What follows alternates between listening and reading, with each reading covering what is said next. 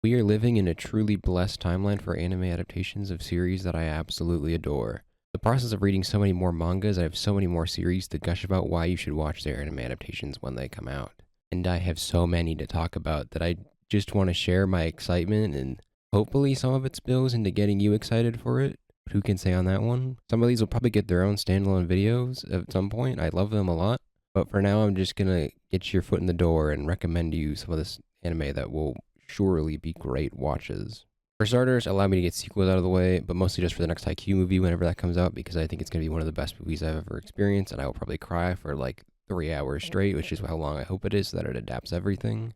I'm also really excited for the Chainsaw Man movie whenever that's coming out, because it's really when Chainsaw Man kicks itself into high gear and just never stops. It's such a great arc that I really hope can have the same impact on anime films as Mugen Train did in America. I'm not optimistic that it will, but I would like it to.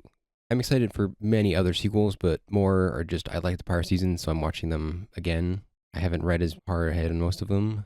So instead, we're going to focus on newer anime that are coming out that you should watch.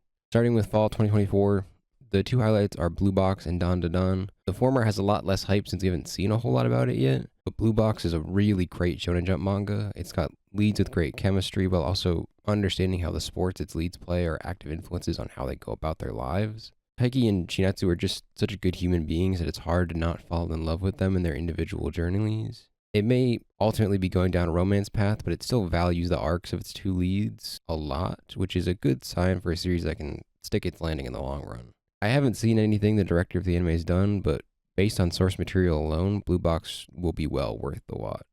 On the flip side is Dan Da Dan, a series that is understandably and very justifiably gaining a lot of traction, and it deserves every ounce of it and more. Dan Da Dan is truly something special. It's a series on paper that seems like it shouldn't be able to do what it does, but somehow manages to do it all and then make it look easy and natural. All of the early PVs have me immensely confident that will be an incredible adaptation of an incredible manga. Science Saru is not really a studio that picks up long-running shonen series, but if they're putting their claim on Dan Da Dan, I am inclined to believe they're going to go hard in the paint for this one. And, you know, since it's at Science Saru, there's little copium in me that's like, hey, you guys got Naoki Yamada right now. What if you just bring her on over to direct an episode? You know, just a thought from the head. I don't think that will actually happen, but if it did, just imagine if it did. That'd be great. We'd be living the dream.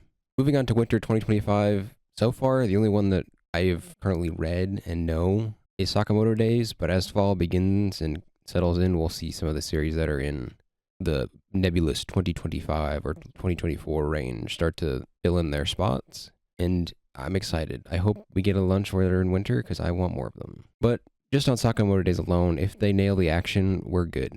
I am all set and all happy. It's really all you could ever want from action in a manga, so if they stick that landing, we're good. The premise and story is actually pretty good, and it definitely supplements the action, but the action is peak. From the director, the only thing I've seen from them is Kato the Right Answer, which I liked well enough, but it's not like an all-timer.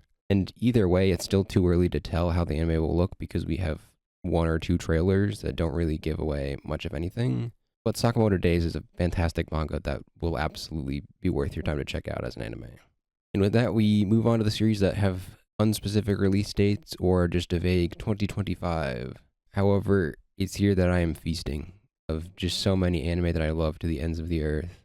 To begin with, there are already so many videos recommending Witch Hat Atelier when that anime comes out, and I'm throwing my hat in with them. It's a truly special fantasy series that has both beautiful art, a great story, fantastic magic system, and world as a whole. Like, what more could you ask for from a series? Our prayers were finally answered in even getting an anime adaptation, and if like every anime YouTuber on the sun right now has made a video on it, if you're not already sold at that point, hopefully I can be the one to get you over the hurdle and just say that you absolutely need to watch it.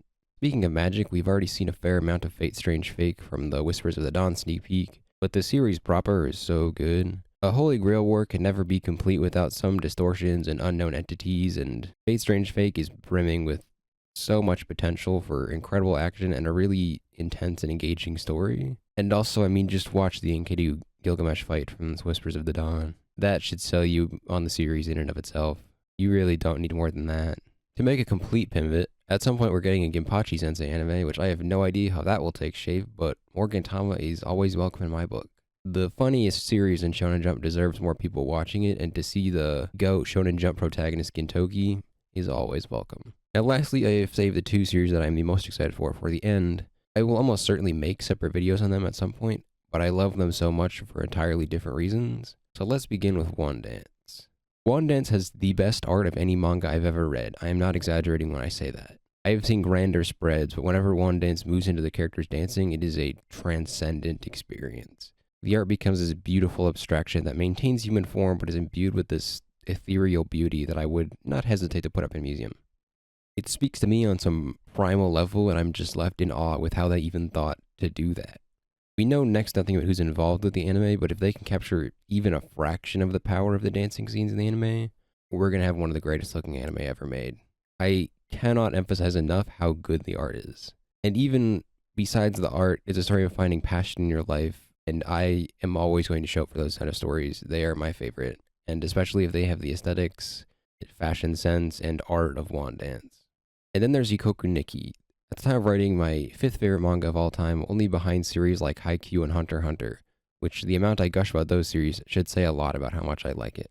Ikoku Nikki is the most grounded series I've ever read that deals with grief in such an honest and realistic way that astounds me to this day. The found family aspect is so comforting as these 2 very distinct people find comfort and family in each other. It's a series of very messy human beings trying to make it work, and they're just the messiest people in the best way possible. The journey Makio takes into filling the void left by Asa's deceased parents is so heartwarming and yet so grounded that it feels like every step is a gradual process of Makio and Asa coming to understand each other as human beings. And then there's Asa's grieving process, which is one of the best depictions of the grieving process I've ever seen in anything ever. It understands the confusing process of it, especially for a kid who is really not equipped to deal with losing both their parents at the same time. And it makes me emotional just thinking about it, which is a mark of a truly great series. If just thinking about it makes me tear up, that means it left such a lasting impact on me that I don't even know the full depths of yet. The only series that reaches that same height is Haikyuu, but that's also just if I think about like anything about it that I start crying. And that's everything that's announced so far. I hope I've done at least a semblance of a job at getting you interested in the series I brought up, or at least put them on the radar for the future. I've been reading so many manga lately that I can't wait to see how they're adapted into anime. And let me know what you think about the anime I brought up, or what manga you want to see adapted to anime. And while I have you, let me use my final moments to try and wish some anime adaptations into existence for Sangatsu Lion Season 3. We need it. It's like the best arc in the series. We just didn't get to it, and I really want it to come back. Kindergarten Wars, it's great. Everyone needs to read it. It's one of the best manga out there right now. Make the Exorcist Fall in Love. The claims for Kindergarten Wars are the same. It's so good, and I want people to know more about it. Beat in Motion, because I need another blue period in my life. And then Fire Punch, because the fact that we don't have an anime of the progenitor to Chainsaw Man is kind of insane. Granted, it is very hard to adapt that series, or even just describe it. But please, Anime God, I want these series. Give them to me now. Please, I will do anything.